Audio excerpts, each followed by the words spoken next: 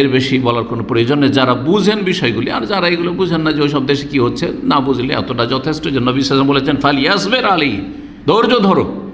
আর আজকালকার জনগণ অধিকাংশ কি করছে, বেরিয়ে যাও, জ্বালাও পোড়াও, হ্যাঁ, দেশে একেবারে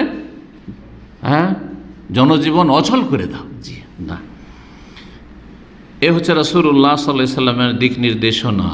তোমাদের পাপের কারণে হয়েছে, সবর করো। সবরের সাথে ওয়াস্তাইনু বিস-সাবরি ওয়াস-সালাহ, সালাতের পাবন্দি করো, ধৈর্য ধারণ করো, আল্লাহর কাছে গুনাহের জন্য ক্ষমা চাও এবং আল্লাহর দিনের দিকে ফিরে আসো, দেখো অবস্থার পরিবর্তন হবে। এটা হচ্ছে সমাধান। আরেকটি হাদিস শুধু শোনাবো এই মর্মে। জুবাইর বিন আদি রাদিয়াল্লাহু তাআলা আনহু বর্ণনা করছেন যে আতাইনা আনাস বিন মালিক, আমরা আনাস বিন মালিক রাদিয়াল্লাহু তাআলা আনহুর কাছে আসলাম। হয়তো জুবাইর বিন মালিক সাহাবী নাও হইতে পারে। আনাস বিন মালিক রাদিয়াল্লাহু তাআলার কাছে আসলেন, প্রখ্যাত সাহাবী, নবী সাল্লাল্লাহু আলাইহি ওয়াসাল্লাম 10 বছরের খাদেম মদিনার। ফাশাকাউনা ইলাইহি মা নালকা মিনাল হাজ্জাজ, তার কাছে এসে আমরা অভিযোগ করলাম যে হাজ্জাজ বিন ইউসুফ জালেম, যে বাসরার গভর্নর, সে যে আমাদের উপর চরম জুলম অত্যাচার করছে, নির্বিচারে মানুষকে খুন করছে, যাকে তাকে ধরে, যার সম্পর্কে একটু সন্দেহ হচ্ছে ধরে খুন করে দিচ্ছে, ভালো ভালো মানুষকে খুন করে দিচ্ছে, বড় বড় আলেম ইমামদেরকে খুন করেছে। সাঈদ বিন জুবাইর রহমতুল্লাহ আলাইকে এই ধ্বংসাত্মক ব্যক্তি, এই খবিস ব্যক্তি হত্যা করেছে। তারপরে তিনি বদদুয়া দিয়েছেন যে আল্লাহ আমার পরে যেন কোনো ব্যক্তি হত্যা না করতে পারে। তারপরে এই অভিশপ্ত ধ্বংস হয়েছে। তো যাই হোক, যদিও সে কাফের নয়, কিন্তু সেই উম্মতে মুসলিমার সে কলঙ্ক একজন। তো এই হাজ্জাজ বিন ইউসুফ জালেমের পক্ষ থেকে যে জুলম অত্যাচার আমাদের হচ্ছে, এর অভিযোগ করলাম আনাস বিন মালিক রাদিয়াল্লাহু তাআলা আনহুর কাছে। আনাস মালিক রাদিয়াল্লাহু তাআলা আনহু কি উপদেশ দিয়েছিলেন? বলেছেন যে চলো বের হই এর বিরুদ্ধে, আন্দোলন করো, বিক্ষোভ করো, মিছিলে বেরো, বলেছেন দেশে আগুন লাগিয়ে দাও, দেশকে অচল করে দাও, কথা বলেছেন। শব্দটা শোনেন, সহিহ বুখারীর হাদিস।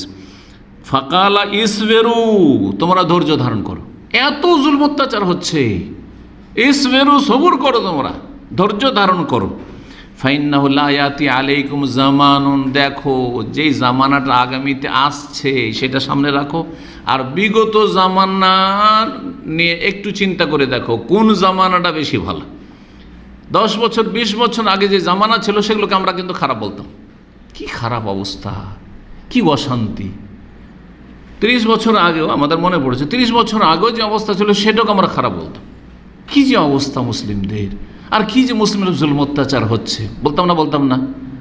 কিন্তু ওই 20 বছর 30 বছরের ইতিহাসটাকে সামনে রাখেন, যেটা চলে গেছে, গত হয়ে গেছে, আর সামনে বর্তমান যে অবস্থাকে সামনে রাখেন, আর দুটোকে তুলনা করে দেখেন যে কোনটা বেশি ভয়াবহ অবস্থা, হ্যাঁ, কোনটা বেশি বিপজ্জনক অবস্থা। বালা মুসিবত কমেছে না বেড়েছে?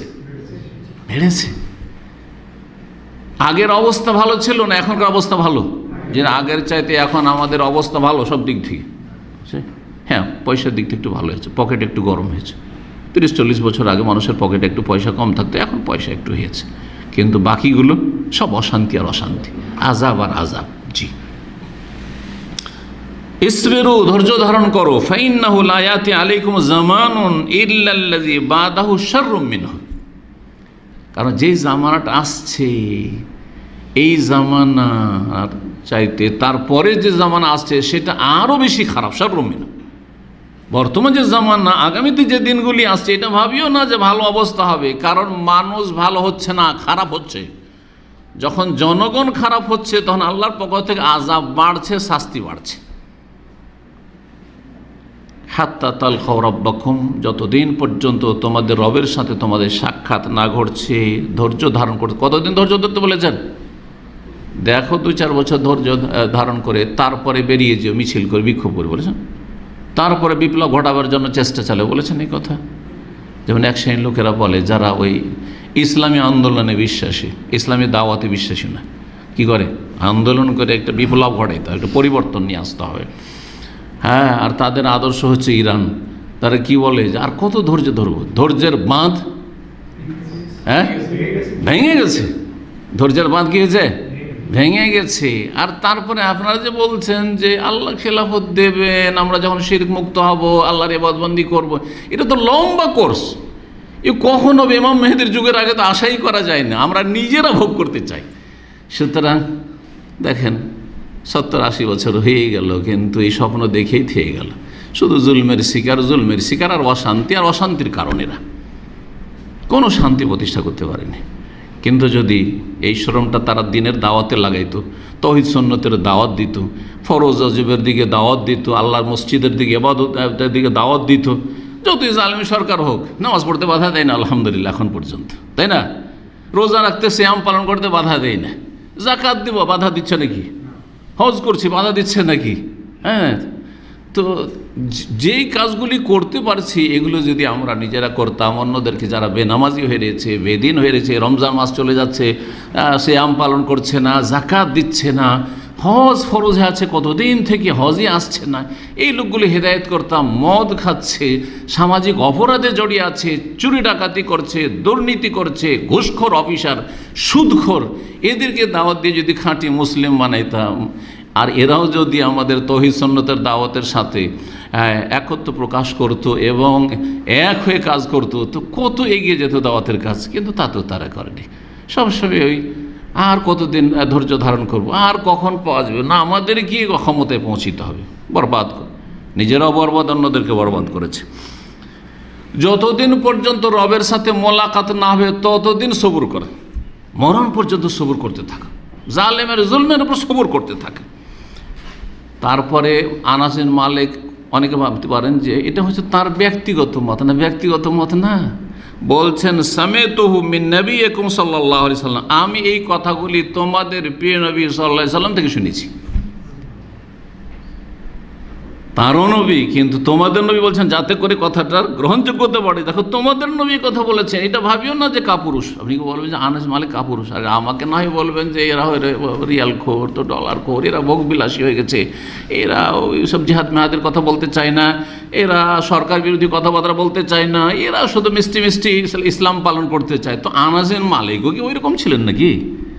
আমি তো আনাস বিন মালিকের কথা বলছি, আর তিনি তো রাসূলুল্লাহ সাল্লাল্লাহু আলাইহি ওয়াসাল্লাম কথা বলছেন। আল্লাহ যেন বুঝার তৌফিক দান করেন এবং সংশোধনের তৌফিক দান করেন, এবং সহি বিশুদ্ধ আকীদা মানহাজে যারা নেই তাদেরকে ফিরে আসার তৌফিক দান করেন, এবং যারা সহি বিশুদ্ধ আকীদা মানহাজের উপরে আছে আল্লাহ তাদেরকে যেন এর উপর অটলতা দান করেন, অটল থাকার তৌফিক দান করেন। বিভ্রান্তি থেকে, গুমরাহি থেকে, ফিতরার যুগ আল্লাহ যেন আমাদের সকলকে বাঁচিয়ে রাখেন। ও সাল্লাল্লাহু ওয়াসাল্লাম আলা নবিয়িনা মুহাম্মদ ওয়া আলা আলিহি ওয়াসাহবিহি আজমাইন। একটি দুটি কথা আর বাকি থেকে গেছে, যে কথাগুলি বলা জরুরি, সেটা হচ্ছে যে এই আলোচনার পরে বলবো কয়েকটি বাস্তব যে অবস্থা বর্তমান, এইদিকে ইঙ্গিত করব। এখন যেমন কিছু কিছু স্কুলে হেজাব করতে দেওয়া হয় না। কেন করতে দেওয়া হয় না চিন্তা করেছেন কোনোদিন? কেন করতে দেওয়া হয় না? ঠিক আছে, জুলম অত্যাচার তো অবশ্যই, জালেমেরা, কিন্তু এই জুলমের শিকার আমরা কেন?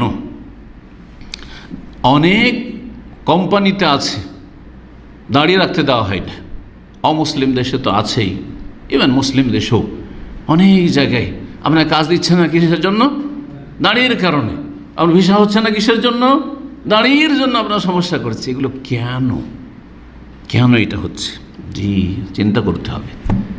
আয়াতগুলো ফিট করেন, যে আয়াতগুলো বললাম, আল্লাহ কি বলেছেন? ফাবিমা কাসাবাত আইদিকুম, তোমাদের পাপের কারণে, অপরাধের কারণে, তোমাদের অপরাধ পাপের কারণে পর্দা করতে দেয় না, তোমাদের পাপের কারণে দাঁড়িয়ে রাখতে দেয় না।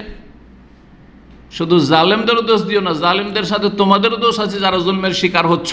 যেই সমাজ জুলমের শিকার হচ্ছে সেই সমাজের একটা বড় অংশ, একটা শুধু অল্প অংশ নয়, সিংহভাগ তারা এই জুলমের শিকার, এই জুলমে তারা জালেম, তারাও অপরাধী। ফাবিমা কাসাবাত আইদিকুম, জি, বিমা কাসাবাত আইদিন নাস, মানুষের পাপের কারণে।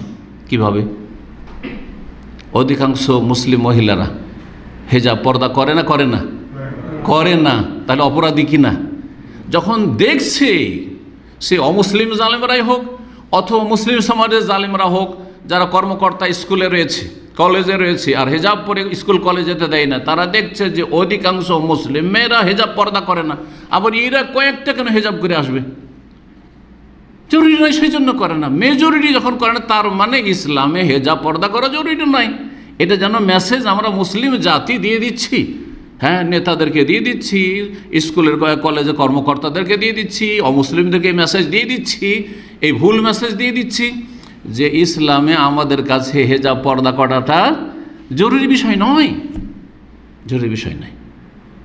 দাড়ি, অধিকাংশ লোক দাড়ি রাখছে না, রাখছে না? অধিকাংশই রাখছে না। তাহলে কি আমরা অমুসলিমকে মেসেজ দিই না?